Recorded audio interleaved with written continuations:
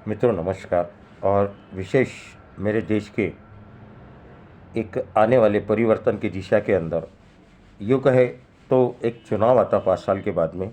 और परिवर्तन ये शब्द इसलिए वापरी जाता कि 5 साल के बाद पुनः जो विचारक सरकारें हैं वो स्थापित होती और मैं उन लोगों तक अपने विचार पहुँचा रहा हूँ। विशेषतः ये कार्यभार सरकार का है और ये जुम्मा भी सरकार का है।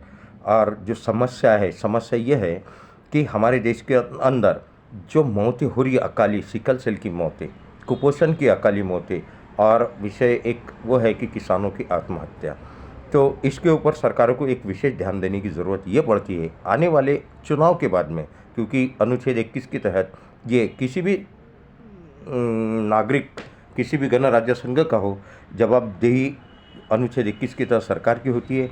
और सरकार बेखूबी से यह समझती है, परंतु मेरा एक अपवाद है कि सरकार उसकी ओर विशेष ध्यान नहीं दे रही है। देखिए, कुछ टेम्परवारी अरेंजमेंट है सिकल सेल के बच्चों को जीवन देने के लिए, या यूँ कहे कि जीवन के घटनाक्रम को आगे बढ़ाने के लिए, जैसा ब्लड ट्रांसफ्यूज़न उन्हें दे दिया जाता, और कुछ बुखार के लिए जो भी कुछ सुविधा वैसी होती।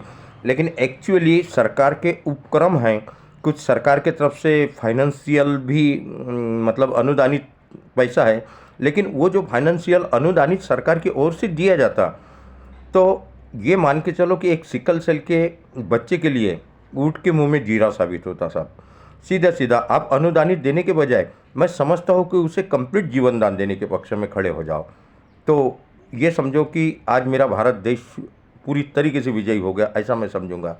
किसानों की आत्महत्या अगर रुक गई तो मान लेते हम कि भारत विश्व गुरु बन गया। और कुपोषण, जहाँ जीवन जीने के लिए 2300 कैलोरीज की ज़रूरत होती है, लेकिन आज मेरे देश के ऐसे कई घर हैं जो फूड सिक्योरिटी के मोहताज है। तो मैं चाहता हूँ कि ये अंधेरे से हम कब दूर होंगे और हमारे समाज के बीच का जो अंधेरा है वो छटकर हर गरीब के झोपड़ी तक संस्कृत भारत की सूरज की वो किरणें पहुँचेंगी। इसी के साथ में मैं आने वाले सरकार का धन्यवाद और आभार प्रकट करते हुए अपने विषय को रखना चाहूँगा कि देखिए, कुपोषण, सिकल सेल और किसानों की आत्महत्या, ये 3 प्रमुख के ऊपर आने वाले किसी भी सरकार को यदि वे कार्य करती तो अगले 5 साल के बाद में भी उनका स्वागत ही रहेगा और एक इतिहास भी बनेगा। और मैं चाहता हूँ कि सिकल सेल जिस परिवार के अंदर जो बच्चा पैदा होता, वो परिवार हमेशा दारिद्र्य और गरीबी रेखा के नीचे चले जाता। यूँ कहे कि उसके जीवन का पूरा जो सूरज होता वो अंत्योदय हो जाता।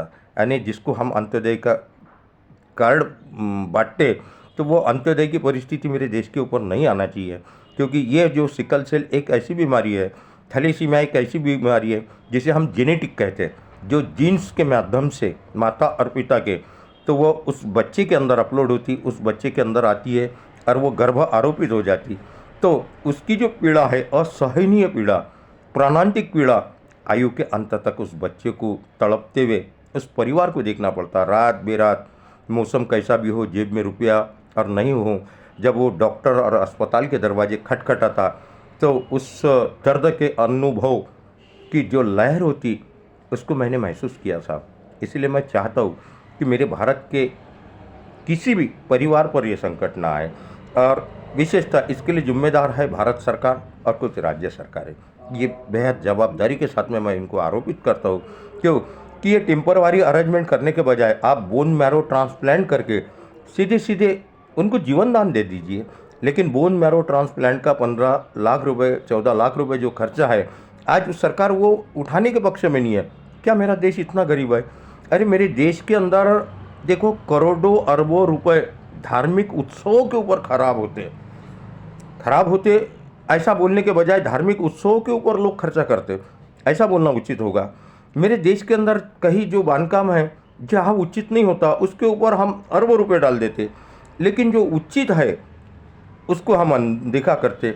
जो जीवन से जुड़ी हुई चीज़ें हैं, जिनको जीवन दान देने के है, उसके पक्ष में हम सब खड़े नहीं होते। तो आज हमें उनके पक्ष में खड़े होने की ज़रूरत है।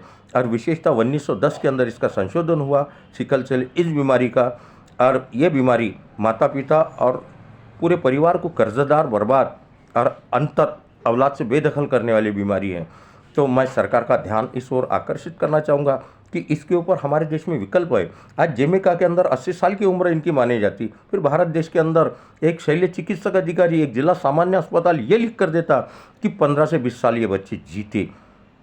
बहुत दुख की बात है। और जबकि भारतीय राजपत्र ये दावा करता कि ये संपूर्ण आयु जीवन जीते।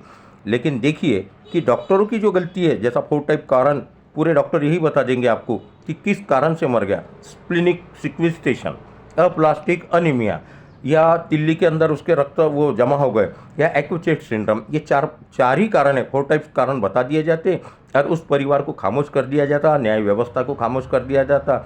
तो ये सारे कब तक चलेंगे? क्योंकि मैं दावे के साथ में कहता हूँ कि हमारे देश के अंदर हीमोटोलॉजिस्ट, रक्त संबंधी डॉक्टरों की बहुत कमी है और डॉक्टरों के गलती के परिणाम स्वरूप ऐसे लाखों बच्चे हमारे देश के अंदर मर रहे हैं।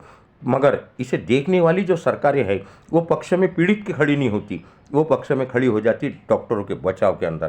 क्योंकि ये मेरा संशोधन है और मेरा संशोधन यही नहीं रुका, तो मैंने कई ग्लोबल अरेंज किया।